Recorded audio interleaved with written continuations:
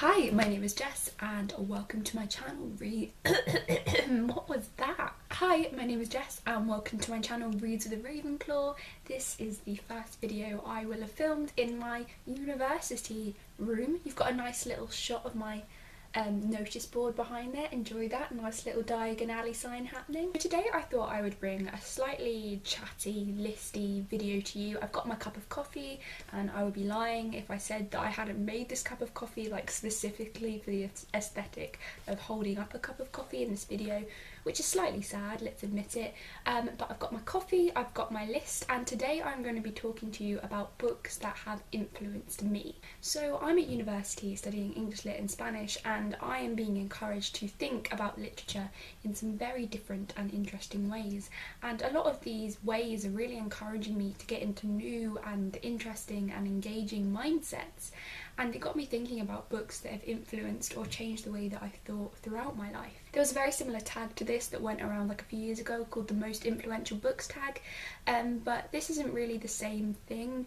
It kind of is, to be honest, but I feel like if I was doing the Most Influential Books tag, I'd have to include things like Twilight because that opened my eyes to the YA genre, but I wouldn't necessarily include it in books that influenced the way that I thought, because I don't really think it changed the way that I think about things. I just think it more changed my reading habits.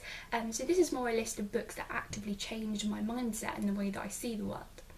So after that really lengthy introduction, I've got 9 books to talk about here, so I'm just going to get in with them. I thought I'd start with a fairly obvious one, and that is Harry Potter, the Harry Potter series by J.K. Rowling. I feel like most people who read or were part of the Harry Potter generation have been deeply influenced by Harry Potter. It feels like it's pretty much like melded with my genetic material now. I think Harry Potter changed the way that I think, in that it provided me with so many like moral lessons and ways of thinking about life and death and the really big things that you don't really think about when you're 7. I feel like Harry Potter helped me out really early in life by providing a kind of framework to think about that. I learned about loyalty from the series, I learned about friendship, I learned about standing up for what I believed is right, and I really feel like my kind of deep sense of right and wrong is, you know, in part owed to how Harry Potter kind of helped me formulate those ideas when I was so young. Another book that like deeply influenced me as a human being is To Kill a Mockingbird by Harper Lee. I read this when I was about 12 years old and I remember it as one of the most unique reading experiences of my life. It deals with racism, and I feel like Harper Lee just handled it with such care. When I was reading that book, even though I was horrified by what was going on, it still felt like a very gentle reading experience. And I think really what To Kill a Mockingbird imparted on me was how underrated kindness is and how underrated human decency is. I feel like I came away from To Kill a Mockingbird really valuing both of those things, and that's stuck with me ever since I read it. The next book that really influenced me is I think one of the least known ones on this list, but I've talked about it a lot on this channel, and that is Saving Francesca by Melina Marchetta. Saving Francesca is a young adult novel about a young girl called Francesca who has just moved to a school that's just become co-educational. It used to be an all-boys school. She's struggling to make friends, and then her mum starts suffering from clinical depression, and Francesca kind of has to deal with her life as it's thrust into this whole new context. And I think Saving Francesca really taught me a lot about myself. I read it when I was about 15 or 16 years old, and I related to Francesca more intensely than I've ever related to a character. And Francesca is someone who for years has adapted to how other people want her to be. For years she's kind of projected what she thinks other people want to see. She's, you may be quieted down the part of her that was a bit of a loudmouth and that sort of thing. And I did very similar things to that in secondary school. I think a lot of people did. And so reading Saving Francesca influenced me enormously because it just really got me to look inwardly and to think about the faces that I was projecting because I wanted to be liked. And yeah, it was just a massive reading experience for me, in like so few pages and with very simple language and a very simple storyline. Melina Marchetta like rocked my world, man. Next on my list I have Inkheart by Cornelia Funk. Inkheart is the story of a girl called Maggie, and when she reads and when her father Mo reads, characters from a story come to life. And this was the first book that really got me thinking about words and kind of deconstructing books and stop like thinking about them in their completed form and start thinking about the words and the worlds behind books, and how in many ways a book kind of exists as something separate from the author and the world. It kind of exists in its own little world. It's probably one of the first books that really got me thinking about like the power of fandom, before fandom was even really a word in my vocabulary. So yeah, this was a massive one for me. We've also got 2 books by the Bronte sisters on this list, and the first book is Jane Eyre by Charlotte Bronte. This is another one that changed the way that I think, that influenced me by making me look inwards at myself. I think Jane Eyre is one of the most inspiring and influential heroines that I've ever read about. She is, you know, such a brilliant female figure because she has so much self-respect and she never lets herself be crushed, whether that's by her abusers, whether that's by people like Mr. Rochester. She has complete faith in herself and such a good sense of self-worth, and that is something that really changed the way I thought, because it really made me have confidence in my own strength, which is a huge thing when you're sort of a 14-15-year-old girl. And yes, loved Jane Eyre, completely changed my life. And the other one is one that I think doesn't get enough attention, and I love it. It's one of my favourite classics, and that is The Tenant of Wildfell Hall by Anne Bronte. The Tenant of Wildfell Hall is in large part about a woman who has to leave an abusive husband in a society in which, you know, leaving your husband is not really an accepted thing to do. And this book really changed the way I thought, because it changed the way that I thought about feminism and the feminists that came before me. It really encouraged this sort of deep respect for women that, you know, made feminist decisions in a society in which that just was not easy.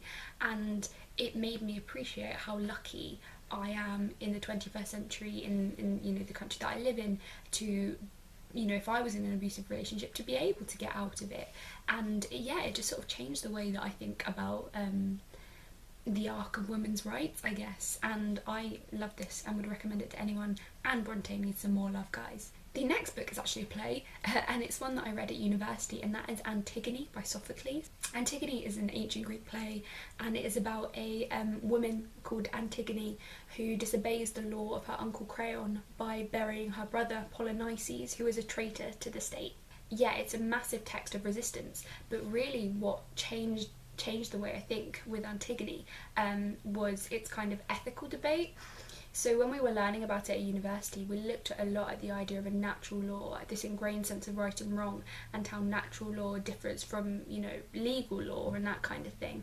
And it just sort of blew my mind, and it's the reason that I think I can't do philosophy, is just because my little mind is so easy to blow. Just thinking about ethics and about right and wrong and about all of the grey and complications in there, it just literally, like, I couldn't handle it, and it just inspired such a weird spiral of thoughts in me, and for that reason had to have Antigone on this list. The next book that I have to mention is one I read when I was about 12 years old, and it's a very formative book in my reading experience, and that is Noughts and Crosses by Mallory Blackman. Imagines a society in which white people are oppressed, so it kind of flips the historical way of things, and it was one of the first books that I think got me to think about race and about the racial privilege that I had in a society as, you know, a middle class white girl, and I think, you know, it's important to encourage young people to think about those themes and those topics, and to really understand what it is to be privileged and what it is to not have privilege. It's a brilliant book. I still think that it has relevance today, and probably will have relevance for many years to come. And the final book on my list, I had to include a Jane Austen book on there because she's one of my favourite authors, and I included Emma, which is actually a book that I read last year. Emma changed the way I think, because it made me think a lot about, again, myself. A lot of these books kind of trigger like little existential crises in me, and what Emma really made me think about is how making mistakes does not make you a bad person, it just makes you a flawed person, and to be flawed is to encourage self-growth. A lot of Jane Austen's heroines are inherently likeable, like very few people don't like Lizzie Bennet, very few people aren't charmed by Anne Elliot, but Emma is a much more unlikable heroine, and that's something that I think we don't see in literature very often. I think a lot of authors feel pressured to make especially female characters very, very likeable, and so reading Emma really influenced me because it made me think about my own obsession with likability and with needing to kind of not make mistakes and not fail at things, but Emma fails, and sometimes she is a really, like, you know, bad friend and not an excellent stellar person, but ultimately she grows from that and she learns from that, and that for me is a arc that is actually far more powerful than Lizzie Bennet's or Anne Elliot's, as much as I love those two ladies. Those are just a few of the books that have deeply influenced me and changed the way that I think. There are probably many more that I could list for you if I had a really good think about it, and I might make an updated video like this at some point if I find even more titles to add to those. But until then, those are some books that have influenced me, changed the way I think, altered my little mind view of the world, and I'd be really interested if any of you have any that you would like to recommend or like to share your experiences of. Just leave a comment down below. But until then, thank you for watching, cheers, and see you next time.